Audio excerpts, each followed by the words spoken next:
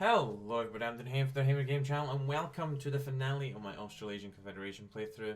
Now I was going to put this out yesterday, but being the idiot that I am, I didn't have the mic on during the recording. So yeah, this is me doing the audio rather, post recording, which is great. So as you can see, we are dealing with the Union of Britain this episode. It's the last thing I wanted to do this playthrough because we're not going to be able to take down Germany on ourselves. And I cannot be bothered doing it either. I'd like to move on to something else. But, yeah, as you can see, the start of the naval invasion goes very, very well. We do indeed secure Newcastle in a second. I was hoping to maybe push forward a little bit more and actually cut Scotland off from the rest of England. However, it didn't go to plan completely. I do have 3 naval invasions planned for the invasion. Now I was hoping the Entente was maybe going to reinforce me with some troops, just to help me out and actually take care of the Union. However, they're not really that much use in the initial stages, and when they do come over, they literally just sit on ports really to begin with. The Canadians do one good play, which we'll get to later on. And it's not the play you're going to see now when they land in Hull with one whole division. Because I'm sure that's about to happen. I'm sure one of those divisions off the coast of Hull does indeed land. Don't know why, because it's the most stupidest decision ever, because they get slaughtered instantly. Yeah, there they go. They've landed and they're dead. That is literally that's literally their attempt right now. I was hoping to maybe cut them in half there, but it didn't quite go to plan. I decided to launch my naval invasion from Cherbourg to Portsmouth and see if I could push up to London and just take care of the capital straight away. As you've seen there, it was very quick. They do have a maximum of 100 divisions on the home isles, which is just insane. So my plan was to... The reason I'm doing 3 naval invasions in 3 different locations is so that, you know how the first one happened in Newcastle, a lot of their divisions, the AI probably sent a lot of divisions, as you can see, they definitely did, to try and secure Newcastle again. So I've launched this invasion of the south now to try and pull some divisions away from that front, just to weaken it.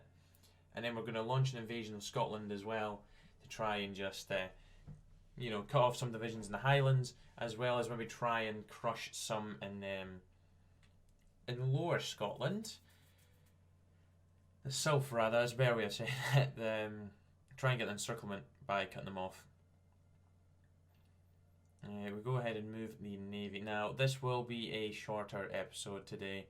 It didn't take me too long to deal with the Union. Not long at all.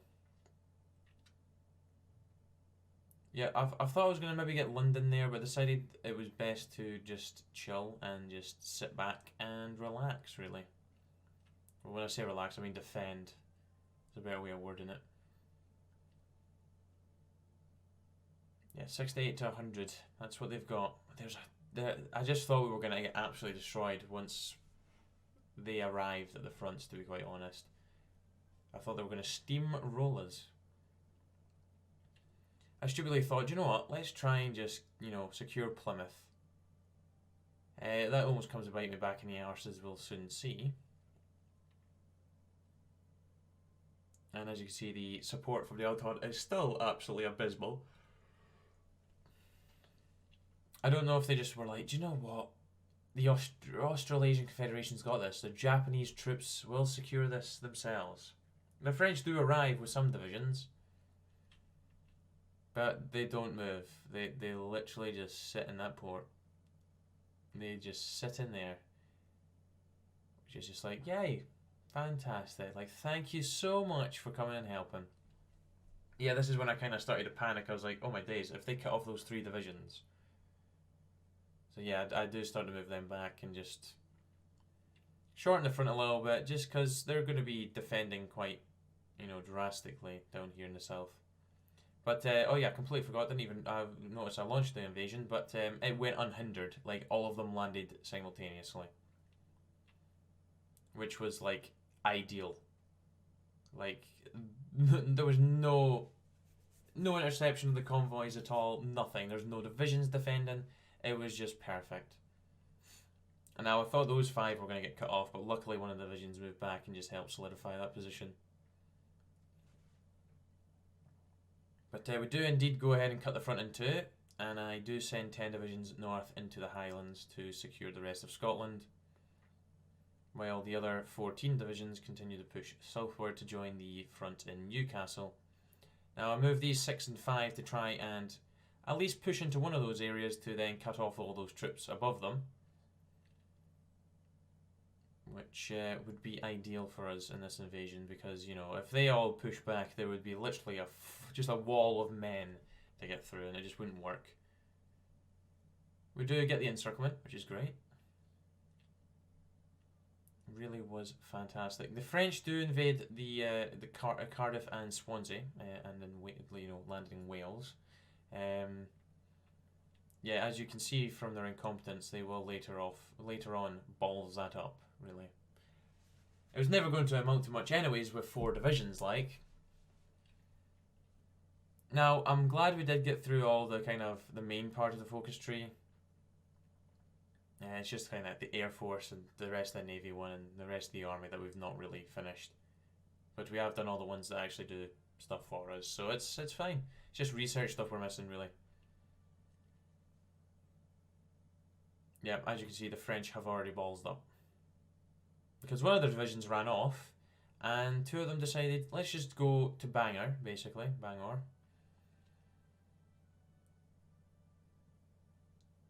Yeah, there's a lot of divisions in there.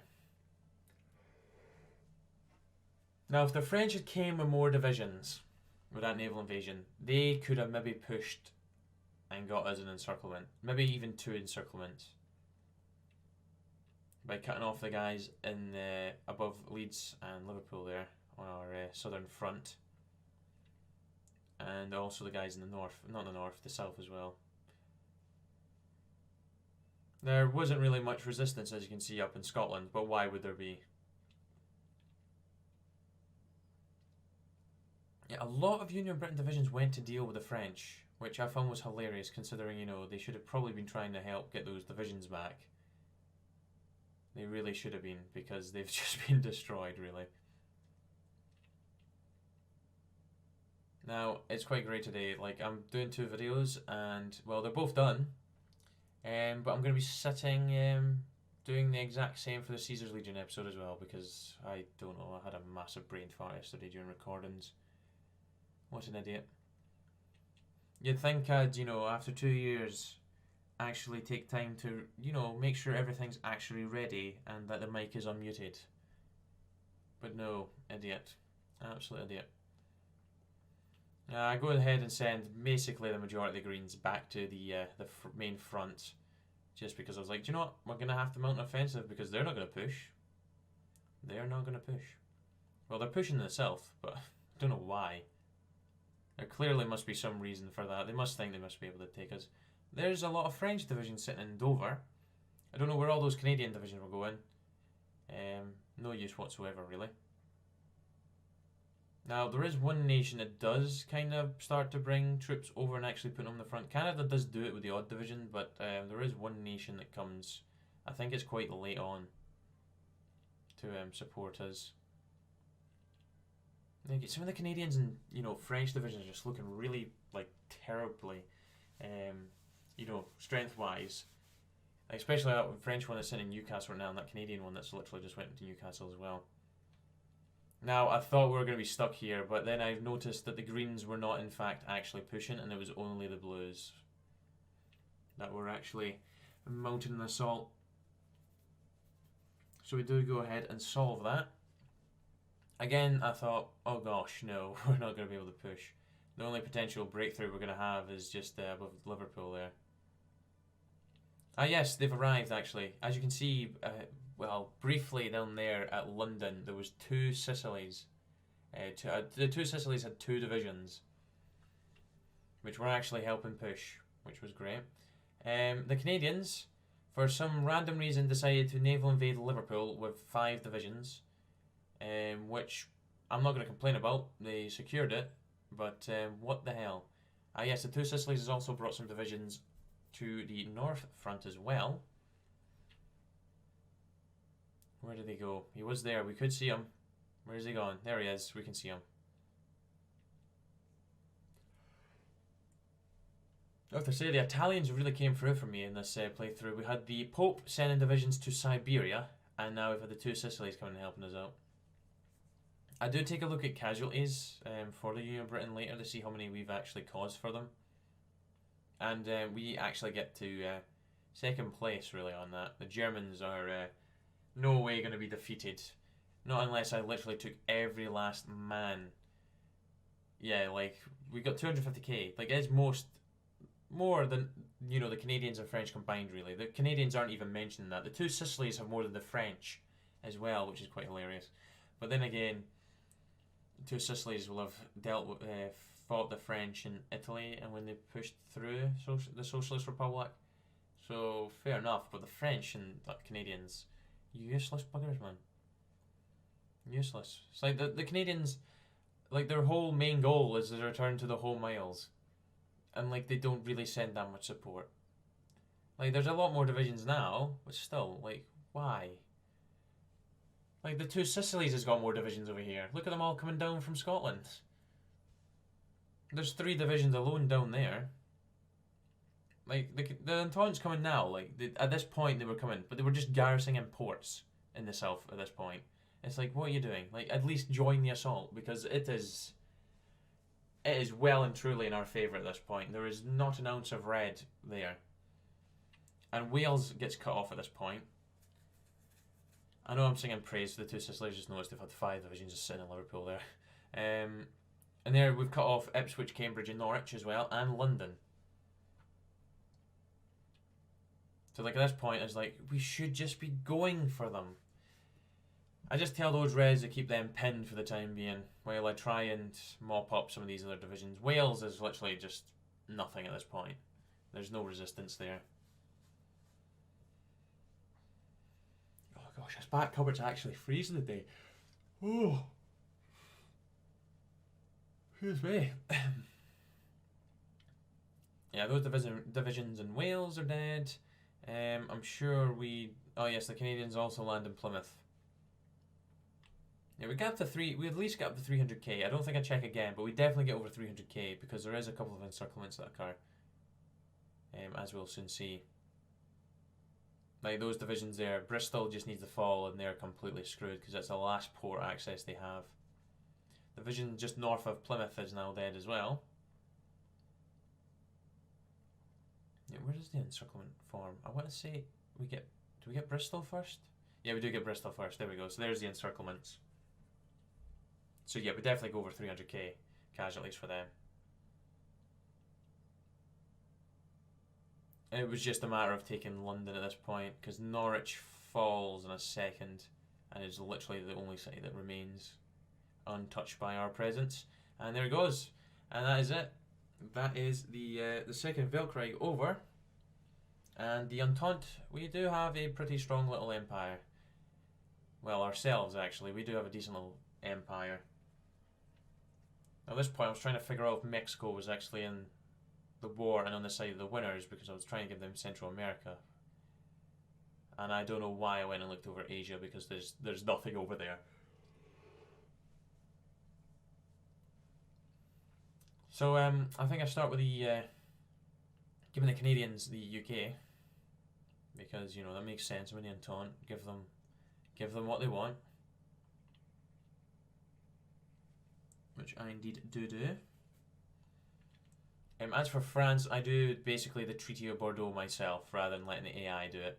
Yeah, the postman just interrupted me there, so I will have let the peace deal run. I don't know if you'll have heard anything in the background, really, to be honest, but yes, you can probably tell I was an idiot and gave Brazil Norway, done the Treaty of Bordeaux in France, they did go ahead and do it themselves. I took Switzerland and Finland for myself, gave the Russian Federation Republic the northernmost part of Russia there. I gave them that back, and well, Central America went to Germany just because I felt like they needed to get someone else, and Yes, the Italian Empire is now here because the Pope and the two Sicilies joined together. That is it. That is the end of the series. So thank you very much for watching. I hope you enjoyed, and I shall be back with something new very soon. But it won't be Kaiserreich because, you know, obviously we're waiting for the update. That is when we will be next back. So yeah, take care. Cheerio bye. The now.